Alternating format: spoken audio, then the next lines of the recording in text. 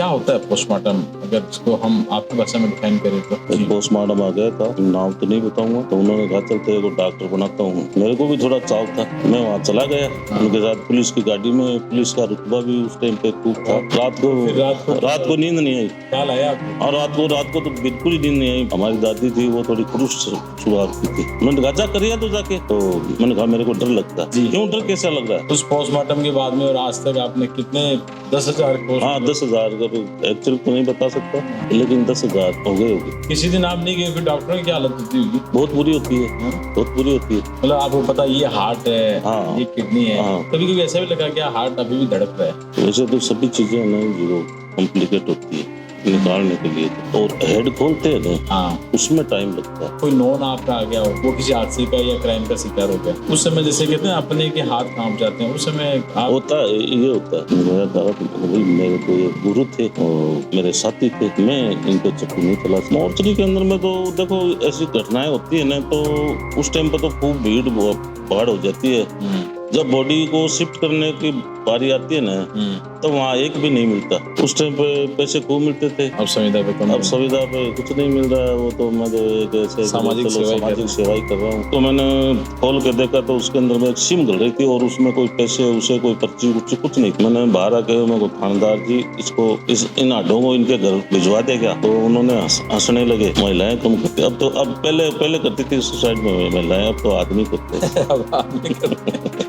मैं इतनी सी बड़ी ब्लेड से करता हूँ, उसका वो हैंडल बना हुआ है। अच्छा, उसी से मैं हड्डियाँ को काट लेता हूँ। पूजा का टाइम था, मेरे पास शाम को 5:30 बजे फोन आया था, डॉक्टर साहब यार पोस्टमार्टम हो, डॉक्टर साहब मैं तो पूजा करूँगा, अभी तो टाइम 6 बजे का तो टाइम है। तो बोले नहीं यार आओ, लोग प्रशासन पूरा है, बोले कईयों की दिवाली नहीं मनेगी, वहाँ बहुत पड़ी है, रिहायशी इलाका, बसावट बहुत है, आप आओ। आदमी ही एक ऐसा चीज है जो जानवर से भी ज्यादा बदबू देता है। आदमी की बॉडी में जब मर जाता है ना, तो ये जानवर मरते ना, उससे भी पूरी दुर्गंध हो जाती है। पहले जो पोस्टमार्टम होते थे ना, जैसे मान लो बड़वासी में कुआं पड़ गया, तो यहाँ से पुलिस जाती थी, डॉक्टर जाता था, मैं जाता था, और वहाँ उनसे विस्फोट करके आते थे। नया कोई आदमी जाता है ना, उसको तो स्पीड में थोड़ा डर लगता है। हमारी तो खानदानी था ये, हमारी तीसरी पीढ़ी यहाँ काम करी, चौथी पीढ़ी काम करी। मेरा भाई का लड़का है, वो चौथी पीढ़ी में है, वो आ गया।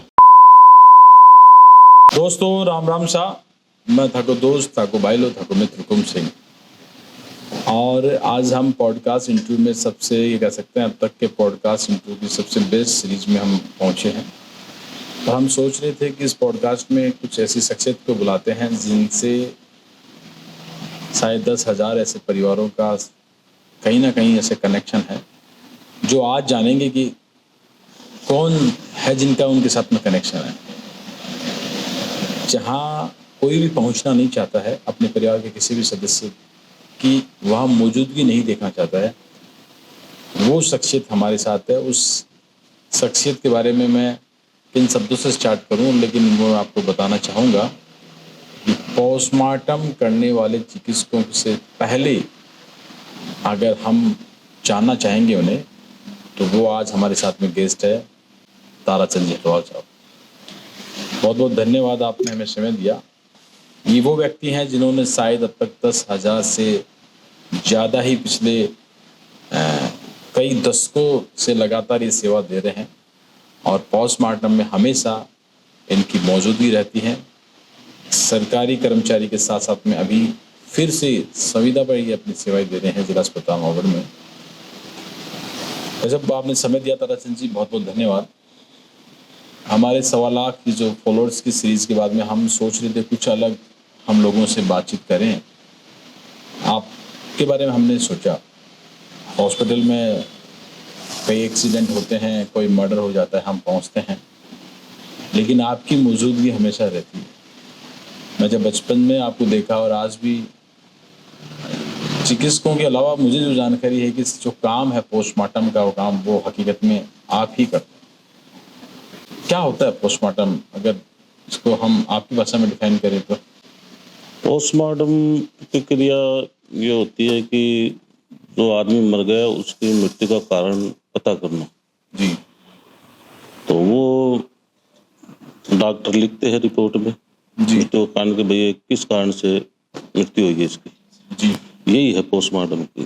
जैसे मान लो कोई गुनाहगार है, वो बच नहीं जाए, कोई गुनाह कर ले और उसका कुछ भी रोड साइड एक्सीडेंट दिखा के कैसे भी करके कई बार होता है, जी मार देते, कहीं घर पे है और फिर रोड पे लाके पटक देते हैं, कुएं में डाल देते हैं, जी रेल की पटरियों पर पटक देते हैं। जी तो पोस्टमार्टम प्रक्रिया यही है कि मृत्यु का कारण पता करना, जी यही पोस्टमार्टम होता है। बिल्कुल बहुत ही आसान भाषा में यही प्रक्रिया है। लेकिन आप इस काम में पिछले, ये मैं मान सकता हूँ शायद आपकी तीसरी अब चौथी पीढ़ी आ गई होगी।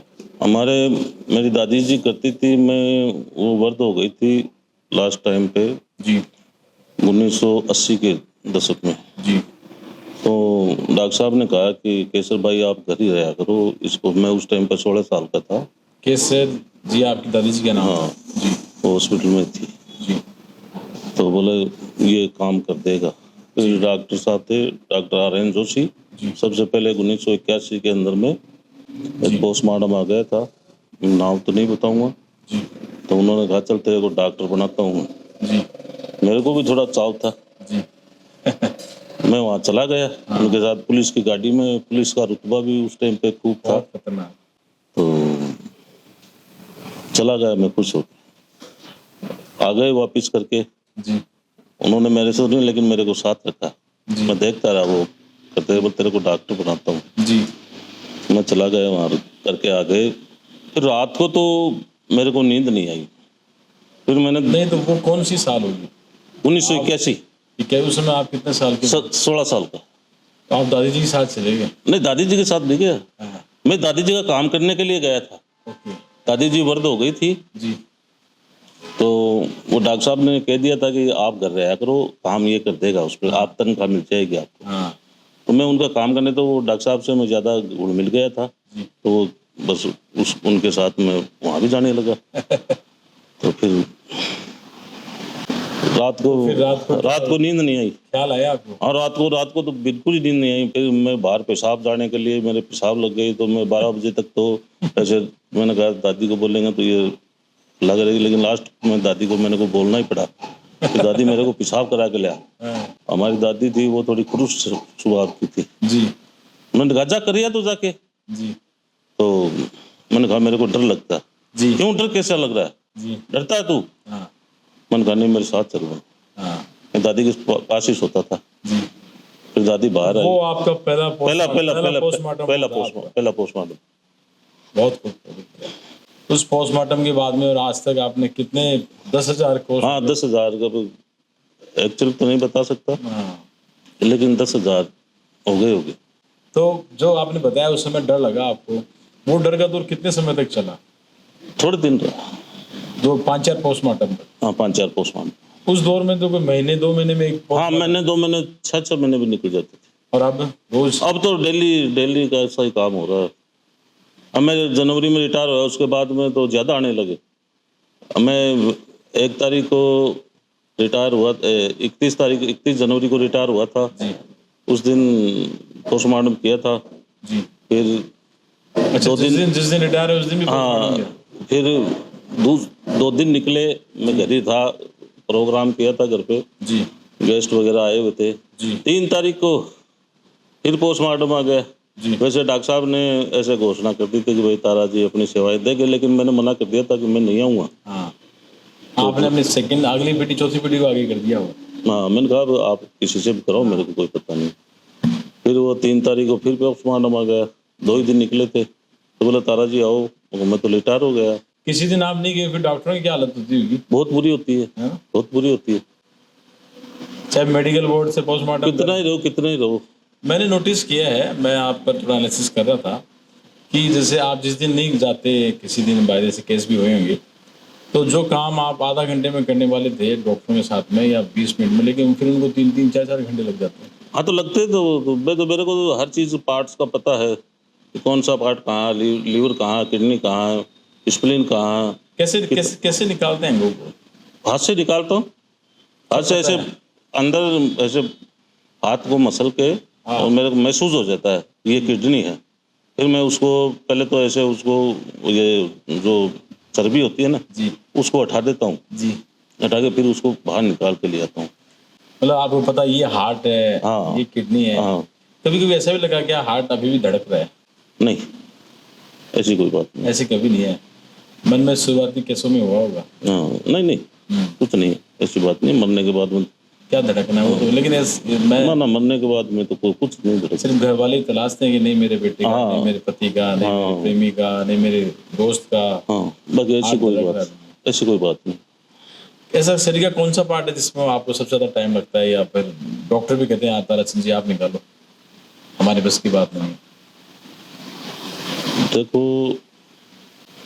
वैसे तो सभी चीजें है ना जो कॉम्प्लिकेट होती है निकालने के लिए, तो और हेड खोलते हैं ना, हाँ, उसमें टाइम लगता है। उसको पहले वो तो ऊपर की चमड़ी है उसको उठाना पड़ता है जी, उसके बाद में वो पूरी हड्डी है 100 तरफ से ऐसे घुमा के जी, उसको काटनी पड़ती है। जी, फिर उसको हड्डी को निकाल के फिर उसमें से ब्रेन को है ना, जी, ब्रेन की जांच करते हैं डॉक्टर। जी, फिर वापस उसको उसी कंडीशन में करना पड़ता है जैसे नहीं तो घर वाले उसको देख ही नहीं सकते। जी, सही बात है। जब हेड खोल देते हैं ना तो घर वाले तो देख ही नहीं सकते।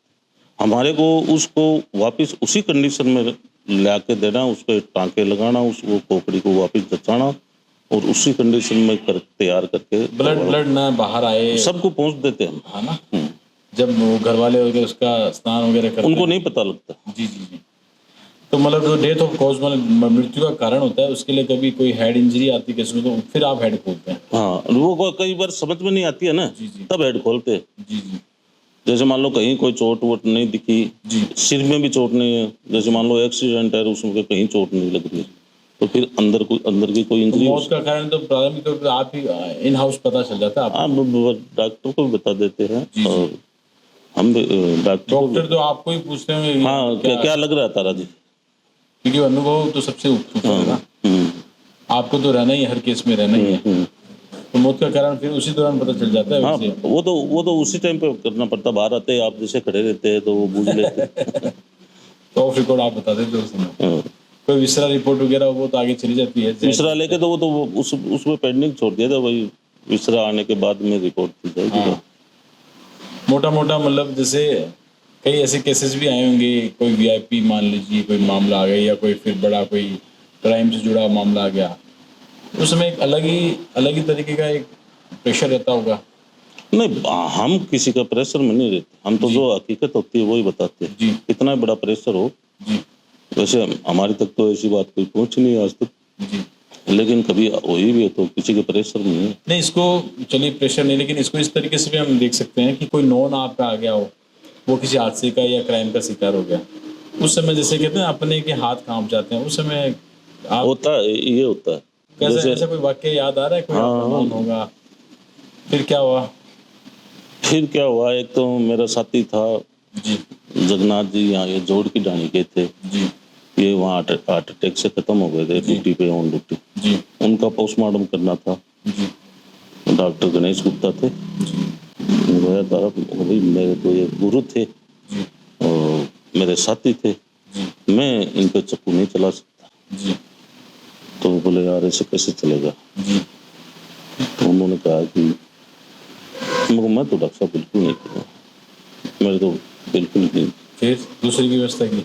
दूसरे के भाई राठौड़ साहब थे हमारे यहाँ, जी, सर्जन थे वो, उन्होंने फिर किया? उन्होंने किया, उनको 3 घंटे लगे उसको। ये तो काफी पुरानी बात हो गई। हाँ, काफी पुरानी बात। हाँ, ये जैसे मान लीजिए कि आप वाल्मीकि समाज से आते हैं, स्वच्छता का वैसे आप लोग ब्रांड एम्बेसडर हैं, लेकिन कोई इसमें अलग तरीके की सामाजिक पता नहीं, यार ये पोस्टमार्टम करता है, यार ये थोड़ा सा अलग आदमी है तारा सिंह जी, इस तरह की कोई स्थिति कभी हुई? नहीं, ऐसी कोई बात नहीं जी, हमारे को तो सब प्यार से रखते हैं।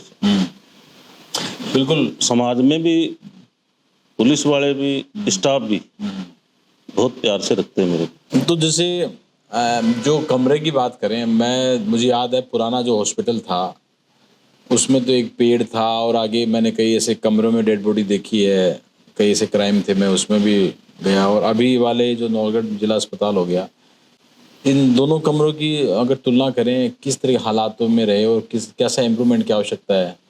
उस टाइम पे तो मोर्चरी थी नहीं वहाँ। जी, पुराने वाले पीछे वो गली में हाँ, वो गली में एक कमरा था, जी, बाहर भी करते थे जांटी के नीचे वहाँ, जी, और अंदर वो कमरा था, वो उसमें भी घुटन होती थी, जी, तो हम ज्यादातर बाहर ही लेके करते थे, गर्मी थी, लाइट पेड़ के नीचे। पेड़ के नीचे। और अब तो अच्छा है, मोर्चरी उस बन समय गई। मोबाइल वोबाइल नहीं थे, अब तो कर नहीं नहीं सकते नहीं, आप। मोबाइल वोबाइल नहीं थे। अब नहीं कर सकते। हाँ, अब तो करड़ा काम हो गया। नहीं, कभी ऐसी स्थिति हो अंदर की, जैसे डेड बॉडी है, जैसे मान लीजिए कि कभी हमने सुना है कि हवा भर जाती है, पुराने पुरानी डेड बॉडी रहती है, और हवा भरने के अलावा मान लीजिए कि आँख आँख खुल गई हो। नहीं नहीं, ऐसी कोई बात नहीं जैसे देखी। भाई मरने मरने में जो शरीर मुंह से निकलना शरीर होता है, आंखों से निकलना, तो कभी ऐसे उस समय मोर्चरी में कैसे हैंडल करते हो? मोर्चरी में कोई ऐसा केस नहीं देखा कि जैसे मान लो आंखें खुल गई हो या खड़ा हो गया हो, ऐसे कभी नहीं देखा। आप तो उसको बड़े प्यार से हैंडल करते हैं कि भाई हाँ ठीक है, मैं हाँ। तेरा कर रहा हूँ थोड़ा। हाँ, मैं मेरा कर्म समझता हूँ उसको। कभी भावुक भी हो क्या ऐसे मौके पे? कभी भावुक भी, जैसे मान लो कोई परिचित है, वो हो जाता तो ऐसे भावुक है। उस दिन तो पूरे दिन ही ऐसे रहता है कि यार क्या। कोविड के दौर में तो बहुत परिचित कोविड के रहे। दिन में तो वैसे पोस्टमार्टम तो नहीं करने पड़ते थे, हाँ, लेकिन dead बॉडियां body खूब निकली थी उस टाइम पे। हॉस्पिटल मैंने से। खुद ने 108 बॉडियों को शिफ्ट किया बाप रे, 1 महीने के अंदर। ऐसा दौर तो कभी नहीं है। हाँ, ऐसा दौर कभी नहीं आया। उस समय तो कोई हाथ ही भगवान नहीं से लगा प्रार्थना था। करते हैं जी कि वो तो ऐसे मान लो क्या था क्या नहीं था, जी, बहुत बुरा समय था वो, बहुत आदमी मरे थे उस टाइम। ये डॉक्टर्स और ये आपके साथ में जो सीनियर होते हैं, जैसे मान लीजिए कि एक रहे, लेकिन मोड अगर कोई बड़ा केस हो, मेडिकल बोर्ड से हो, 3 भी होते हैं, तो वो कैसे हैंडल करते हो? मान लीजिए एक डॉक्टर आपके साथ में, कभी 3 है, एक वाली स्थिति में क्या होता है फिर? टांके वांके सब कुछ सारे नहीं, काम? वो काम तो मैं ही करता हूँ सब। हाँ, वो तो खड़े चाहे बोर्ड से हो तो चाहे कोई, वो देखते रहते खड़े खड़े, पूछ लेते हाँ। वो। कभी ऐसा हुआ कि आपको ढूंढने में टाइम लगा, उनकी हेल्प की, या मैक्सिमम ये होता है कि आप ही हेल्प करते हो साहब, ये बोर्ड, ये ऑर्गन्स यहाँ है, ये ऑर्गन्स? नहीं नहीं नहीं, मैंने आज तक किसी की हेल्प नहीं ली, मैंने किया मेरे काम। जो कि आपने किया, हाँ वो खड़े रह के देखते रहना, ताराचंद जी आप ही करो। हाँ। ताराचंद जी बहुत ही, मतलब बाहर कैसा माहौल था? कभी कभी भीड़ हो जाती है, और मोर्चरी के अंदर में तो देखो ऐसी घटनाएं होती है ना, तो उस टाइम पे तो खूब भीड़ भाड़ हो जाती है। जब बॉडी को शिफ्ट करने की बारी आती है ना, तो वहाँ एक भी नहीं मिलता। बॉडी को शिफ्ट करने के टाइम पे ऐसे खूब नेतागिरी कर लेंगे, भाषणबाजी कर लेंगे वहाँ, लेकिन जब बॉडी को शिफ्ट करने का आता तो वो बुलाते हैं, भाई बुला करे, आओ इनको हाथ लगाओ। हाथ लगाओ। 2 को बुलाते हैं, 3 भाग जाते हैं, 3 को बुलाते हैं, 4 भाग जाते हैं। ऐसी स्थिति बन जाती है। नहीं तो फिल्मों में भी देखते हैं, ऐसा ही नज़ारा होता है, जब जो काम तो आप लोगों को ही करना पड़ता है। ताराचंद जी, तो मतलब आप सरकारी कर्मचारी रहे हैं, संविदा पर रहे हैं, जिम्मेदारी वाला भाव तो दोनों स्थिति में रहा है। हाँ, उस टाइम पे पैसे खूब मिलते थे, अब संविदा पे कम। अब संविदा पे कुछ नहीं मिल रहा है। वो तो मैं तो एक ऐसे सामाजिक सेवा ही कर रहा हूँ। बाकी कितने साल आपने सरकारी सेवा की? 42.5 साल। 42 साल। 42 साल। हाँ। और अब संविदा का दौर चल रहा है आपका। हाँ, अब संविदा का। कोई ऐसा वाक्य जो मतलब आपके जहन में है, मतलब आप उसे खूब कोशिश की है, मतलब ऐसे तुरंत आता है याद, या जब भी घर पे भी बात की होगी तब भी आपको तुरंत याद आता है यार वो घटनाक्रम? ऐसे तो अब तो सब ऐसे, अरे ऐसे कभी प्रेशर में नहीं रहे? नहीं, प्रेशर में नहीं रहे। लेकिन जैसे मान लीजिए कोई बच्चे का पोस्टमार्टम कर रहे हैं, फिर किसी बड़े का कर रहे हैं, तो दोनों में मतलब जैसे हाथ तो कांपते हैं, बच्चा तो बच्चा ही होता बच्चे पे तो थोड़ा सा वो आता है, बच्चे छोटे बच्चों को लेके आते कई बार। जी। कई बार एक्सीडेंट में खत्म हो जाता है, वैसे डाल के चले जाते हैं। कई बार मरे हुए बच्चे ऐसे डाल के चले, उनको लेके आते हैं, तो उस टाइम पे तो ऐसा होता है कि यार क्या होता है, मानव जाति को क्या हो गया ये, इसको मेरे को याद आ रहा है, मैं जो पूछना चाह रहा हूँ, मैं आपकी इसमें हेल्प करता हूँ कि जैसे मान लीजिए कि एक केस मुझे याद आ रहा है कि 40 दिन बाद में एक डेड बॉडी 40 दिन तक पड़ी थी, बड़ी सड़ी गली हुई, ऐसा भी केस आया था कई वर्षों पहले। एक केस ऐसा भी था कि जो कंकाल मिला, फिर उसका शायद कोई पर्स से कुछ निकला या कुछ ऐसे केस भी आए थे ना? हाँ, आए थे। उनके बारे में बताओ कुछ रोचक, मतलब मुझे याद आ रहा है। एक पोस्टमार्टम आया था जी। 40 दिन पुरानी बता रहे थे, घर वाले बता रहे थे कि ये 40 दिन से गायब है। जी। बॉडी एकदम से सूख चुकी थी जी। सड़ान भी खत्म हो गई। सड़ान भी खत्म हो गई थी। और घर वालों ने उनकी थाने में FIR दर्ज 40 दिन पहले करा रखी थी। फिर वहाँ वो बॉडी मिली एक जी। खेड़ के अंदर में। जी तो घर वाले कह रहे हमारा तो ये आदमी नहीं है। जी तो वो पुलिस के बीच में, इनके बीच में ऐसे सिरदर्द बन रहा था कि भाई वो घर वाले तो कहता कि इसकी पूरी डीएनए टेस्ट तक बात आ गई थी कि डीएनए टेस्ट कराने के बाद में ही हम मानेंगे लेंगे। घर वाले। अच्छा तो फिर मैंने कहा कि इसकी कोई वो बताओ। जी। तो बोले इसका हाथ फ्रैक्चर था। इसके हाथ फ्रैक्चर था और सिक्कर में हमने राड डलवाई थी जी। और वो 4 महीना पहले, 4-5 महीने पहले। जी। तो मैंने कहा कि कोई एक्सरा पड़ा आपका इसके पास अभी इलाज? तो बोले पड़ा। मैंने वो एक्सरा मंगवाया। उस एक्सरे को देख के उसमें वो राड दिख रही थी। मैंने तुरंत उसका हाथ काट के देखा, वो राड अंदर लगी हुई थी। और घर वालों को पुलिस वालों ने बुला कर दिखाया कि अब तो आप मानोगे ये राड है, ये अंदर राड है। फिर घर वाले तुरंत उसको मान गए। एक बार पुलिस वाले हड्डियों को बेड़ी करके लेके आए थे बड़ी सारी। सुबह में गया तो बोले पोस्टमार्टम। मैं मोर्चरी में देखा तो वहाँ जो उसकी टेबल होती है पोस्टमार्टम की, उस पर कुछ नहीं था। मैंने कहा कहाँ है पोस्टमार्टम? तो वो साहब ने कहा, थानादार जी ने, कह रहे यार वो हड्डियां लेके आए तारा जी क्या था, आगे पड़ा हुआ कहीं गुच्छे में अंदर पड़ी है। बोले वो ऐसे गांठ। मैंने उसको उस टेबल के ऊपर ऐसे सीधा किया, उसके पैर की हड्डियां थी उनको सीधा किया। फिर मेरे को एक उसके वो पैंट, बाकी तो जानवर खा गए थे, उसका वो पैंट का टुकड़ा था, उसमें एक जेब थी, उसमें एक पर्स मिला।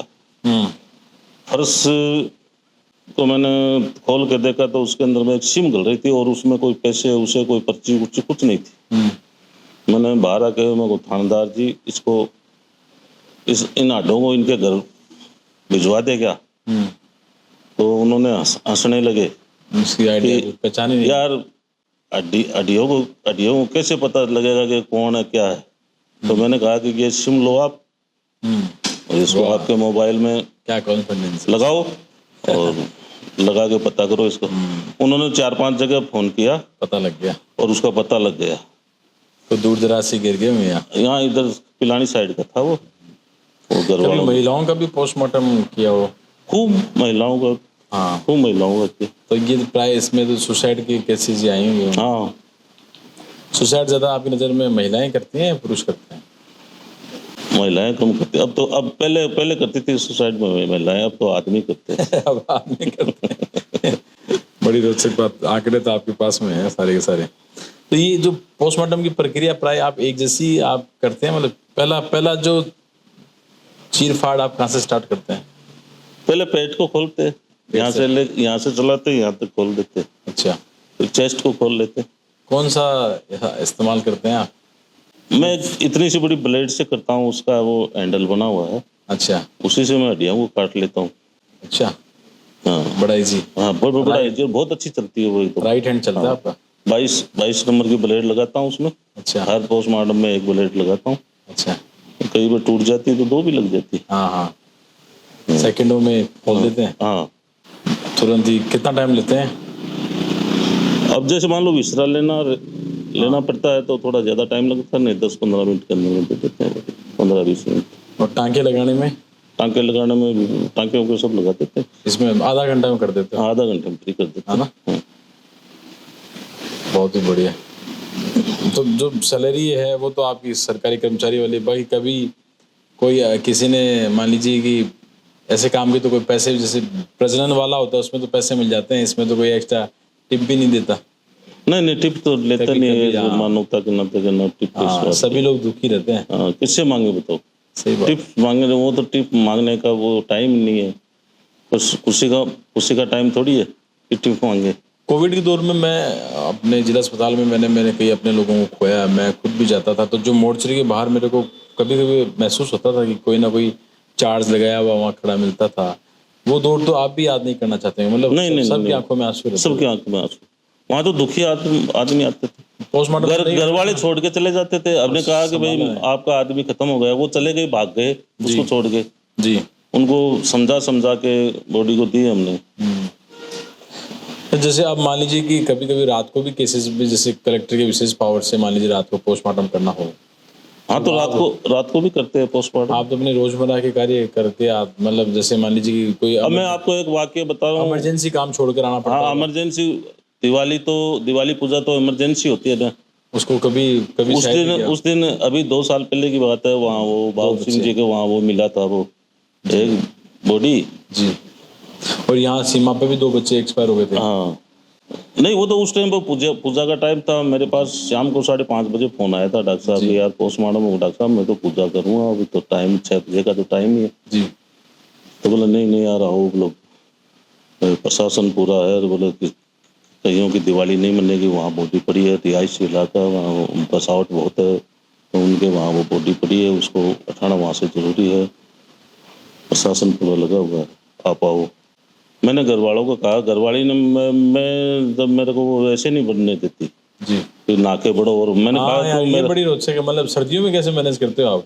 सर्दियों में तो वो पानी गर्म करके दे देती है मेरे को। भाभी जी तो लड़ते होंगे आपसे? हाँ, लड़ते हैं, लेकिन वो पानी गर्म करके दे देती है मेरे को पहले से ही है ना पानी। क्योंकि पोस्टमार्टम करने में घर में तो एंट्री पे ना पोस्टमार्टम करेंगे अंदर तभी आओगे, तब नाके आओगे।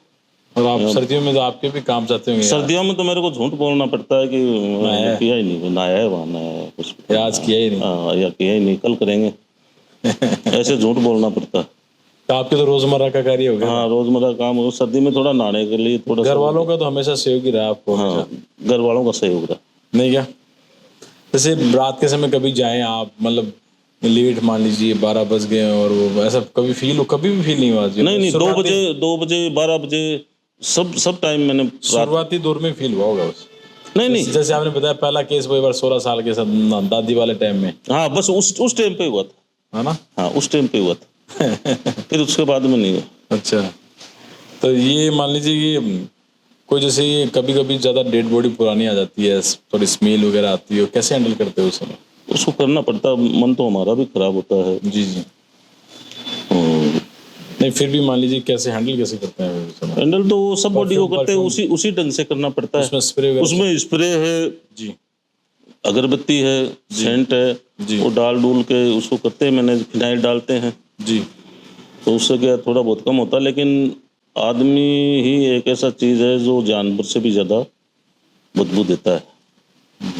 आदमी की बॉडी में जब मर जाता है ना जी, तो ये जानवर मरते ना, उससे भी पूरी दुर्गंध हो जाती है और पूरा दिन है ना खाना नहीं खा सकते। फिर तो घर वाले भी कहते हैं जल्दी ले चलो, जल्दी ले जाओ। घर वाले कोई पास में नहीं आते साहब, हमारे जैसों को उनको उसको शिफ्ट करके करना पड़ता है। जो उनके खास होते हैं ना वो भी दूरी बना लेते हैं। कोई ऐसा केस भी आया कि जैसे ऑन द स्पॉट भी पोस्टमार्टम करना पड़ा हो? पहले तो ऑन द स्पॉट ही करके आते थे, है ना? हाँ, मुझे याद पहले जो पोस्टमार्टम होते थे ना, जैसे मान लो बड़वासी में कुआं में पड़ गया तो यहाँ से पुलिस जाती थी, डॉक्टर जाता था, मैं जाता था और वहाँ ऑन द स्पॉट ही करके आते थे। फिर बाद में धीरे धीरे कोर्ट का लफड़ा हुआ ना तो फिर हॉस्पिटल में करने लगे, अंदर होने लगे। और अब भी कई बार जैसे मान लो ज्यादा तो नहीं लेकिन 5-4 साल में 1-2 बॉडी हो जाती है। जैसे मान लो एकदम से डिकम्पोज होगी बॉडी कि भाई उस बॉडी को यहाँ लाना ही संभव नहीं है तो वहाँ जाकर करते हैं। परिवार में कौन कौन है आपके? परिवार में अब तो मैं हूँ, पत्नी है, बेटा है, बेटी है और बहू है, एक पोता है। बहुत बढ़िया, पूरा भरा परिवार है। हाँ, पूरा भरा परिवार। उपखंड स्तर पर सम्मानित तो आप, प्रशासन ने खूब आपको सम्मान किया है? हाँ, उपखंड स्तर पर मेरे को सम्मान 3-4 बार कर दिया। जी जी जी। हॉस्पिटल में भी 3-4 बार। डॉक्टर्स की बात करें, ऐसे कोई डॉक्टर जिसके साथ में काम करने का मजा आया? मतलब जैसे मान लीजिए ऐसा कोई नाम लेंगे तो नाराज भी हो जाते हैं ना, लेकिन पर्टिकुलर आप बताना चाहो तो आप पर डिपेंड इसका जवाब देना। नहीं, डॉक्टर से तो मेरा तो सबसे ही अच्छा रहा सबसे। लेकिन पोस्टमार्टम वाले बोर्ड के अंदर जब कभी साथ हो तब की पूछ रहा हूँ। नहीं, सभी। क्या कोई हमारे व्यूअर्स के माध्यम से आप कोई मैसेज देना चाहेंगे? देखिए, मतलब हमने ताराचंद जी के बारे में सोचा, आप लोग भी सोचेंगे वाकई हेलो नोगेड का बहुत सही चयन था, और ताराचंद जी से बात करके हमें भी काफ़ी रोचकता वाला लगा अनुभव, ये अलग अनुभव है। और इस वीडियो के बाद में वो तमाम लोग जिनका जिला अस्पताल नौगढ़ या कभी पिछले 42 सालों से जिनके परिवार में कोई आकस्मिक कैजुअलिटी या कोई किसी हादसे का या किसी क्राइम के शिकार हुए हैं, तो ये मान लीजिए कि उस बॉडी को ताराचंद जी ने ही उसका पोस्टमार्टम किया है। उसको जितनी नज़दीकी से देखा है किसी ने नहीं देखा होगा। और ये वो भगवान का ही कोई स्वरूप होते हैं। ताराचंद जी हटवाल वाल्मीकि समाज से आते हैं और पोस्टमार्टम वाली जिम्मेदारी में बखूबी निभा रहे हैं। कभी कोई उल्हाने का भी शिकार नहीं हुए? कभी कोई आरोप भी आप पे नहीं? नहीं नहीं कभी नहीं। नहीं, ऐसा कभी वाकया नहीं हुआ कि मेरे और मेरे स्टाफ के बीच में या किसी पब्लिक के बीच में या किसी राजनेता के बीच में मेरा कोई विवाद नहीं हुआ। मैंने मेरी नौकरी बहुत ईमानदारी से की और पैसे का लालच मेरे को था नहीं। ताराचंद जी मानते हैं कि भगवान ने आपको इस कार्य के लिए भेजा है। जो मेडिकल में जो मौत का कारण है वो जानना बहुत ज़रूरी होता है। कई ऐसे केसेस में कुछ विशेष आपको बनाकर भेजा है। मतलब जब आप घर जाते हो भगवान के सामने, जब आप, क्योंकि ये आत्मबल बहुत जरूरी, जैसे आपने कहा कभी डर नहीं लगा, कभी घबराए नहीं आप, तो जो भाव है वो भगवान से मिलते हैं। तो भगवान से जब प्रे करते हो, भगवान से आमना सामना होता है, तो क्या मतलब कहते हैं भगवान मुझे इस काबिल बनाया, अगले जन्म में क्या बनूं मैं, इस जन्म में आपने पोस्टमार्टम में इतने कर दिए हैं, क्या मतलब उस समय मन के क्या भाव रहते हैं आप? मैं बालाजी का भगत हूँ जी। और मैं यही कहता हूँ कि मेरे को ऐसी ही सेवा करने के लिए अगले जन्म में भी यही ऐसा ही फिर से बिल्कुल बिल्कुल तभी संविदा पे आप वापिस आ गए। नहीं, मैं रिटायरमेंट के बाद मन नहीं लगा होगा? नहीं मन घर में तो हमारे बड़ा परिवार है, सब है, पोता है, पोती तो नहीं है, एक पोता है सिर्फ। बेटा दिल्ली एम्स में। बहुत बढ़िया। किसी दिन मान लीजिए कि पोस्टमार्टम के लिए केस आते हैं, किसी दिन नहीं आते हैं, ईमानदारी से इस सवाल का जवाब देना कि एक केस आया, दो आए, कभी ऐसा रहा यार आज 2-3 आ गए थे, आज मतलब आज अलग ही अनुभव रहा, या भगवान से ऐसे बोला भगवान मेरे को तो कोई केस मत लाना आज तो? नहीं, ये तो हम तो डेली करते हैं कि भगवान ऐसा कोई काम नहीं मिले तैयार। लेकिन वहाँ सुबह जाते हैं तो पहले मोर्चरी की तरफ भी देखते हैं कि वहाँ थोड़ी भीड़ भाड़, 5-4 आदमी बैठे थे, तो मैंने कहा आज तो कुछ है। और जब जिस दिन नहीं रहता है उस दिन वो चलो ठीक है भगवान। आपका जो चेहरे का ओजस्व है, जो आत्मबल है, इतने आपने पोस्टमार्टम कर दी, कभी घबराए नहीं, और बालाजी महाराज का आशीर्वाद रही है, तो ये उसके लिए मतलब कहाँ से सब कुछ संभव हुआ है? ये बस काम करने से नॉलेज ही हुआ है। मेरे पापा जी थे जी, मेरी दादी जी थी जी, हमारी तीसरी पीढ़ी यहाँ काम करी, चौथी पीढ़ी काम कर रही। मेरा भाई का लड़का है, वो चौथी पीढ़ी में है, वो आ गया। तो वो क्या कि ऐसे ही मिलता रहा भाई। हम तो हॉस्पिटल से, तो मेरा हॉस्पिटल में इसी में जन्म हुआ है जी, गवर्नमेंट हॉस्पिटल पुराने वाले में, वहीं का मेरा जन्म है और वहीं से मैं रिटायर हुआ हूँ। तो हॉस्पिटल में रहने की वजह से ऐसे कभी भाव नहीं आया कि फैमिलियर हो गया। नया कोई आदमी जाता है ना जी, उसको तो इस फील्ड में थोड़ा डर लगता है। जी, हमारे तो खानदानी था ये भाई, वहाँ देखते थे, मरे हुए भी देखते थे, जिंदे भी देखते थे, तो वो क्या कि मन में ऐसे नहीं रूटीन होता। हो गया। हाँ, चलिए, रूटीन हो गया।